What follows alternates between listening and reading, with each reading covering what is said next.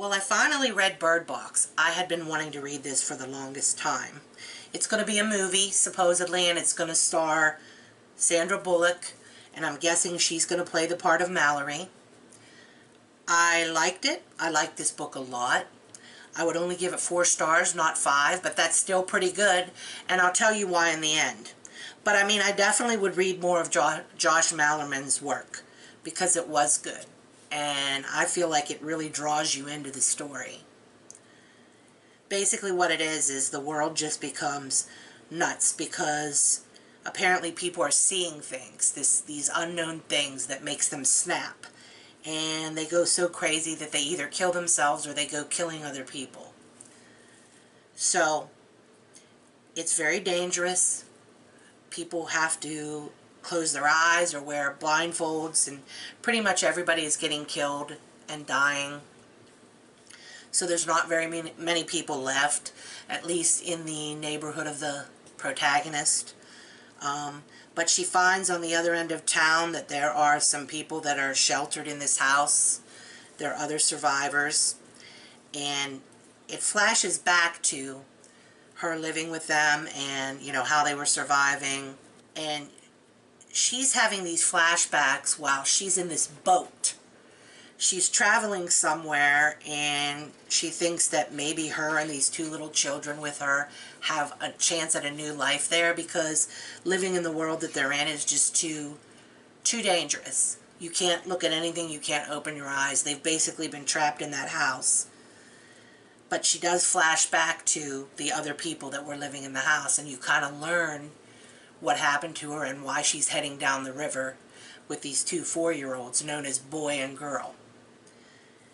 So, all these horrible things happen. I mean, they're blindfolded.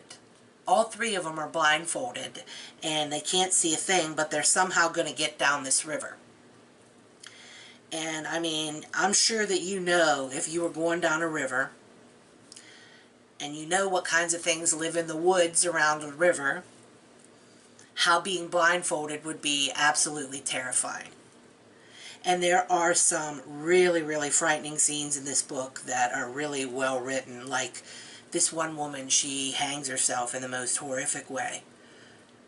I mean, the twist on hanging herself was just wild.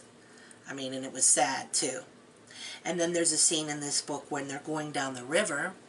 There's actually 2 scenes when they're going down the river that are quite frightening. But this one particular scene is just harrowing, and it's when these birds are like at war with each other, and they're like falling down dead on these poor characters that are going down the river. That was masterful. And then she gets attacked by other things and other people, and that's very scary too. I really enjoyed this book. I didn't want to put it down, but I was disappointed in one aspect of it. The author does not get into what it is that's causing this. And I felt that was kind of lazy. I know we need to leave things up to the imagination, but sometimes I feel that's a cop-out when the authors just don't want to deal with a certain concept. It didn't take away from me enjoying the book, but it was a big enough disappointment that I wouldn't give it 5 stars. But I would highly recommend this. This should be on the list of horror lovers. Every horror lover should read this book. It's really good and it's really creative. But it could have been even more creative if the author would have gotten into why these things cause the insanity. And you never know what they look like, and you never know what it is that does this. I think it's mainly about the survival of the main character. But that was what took away a little bit from me, but I still love the book, okay? And I highly recommend it.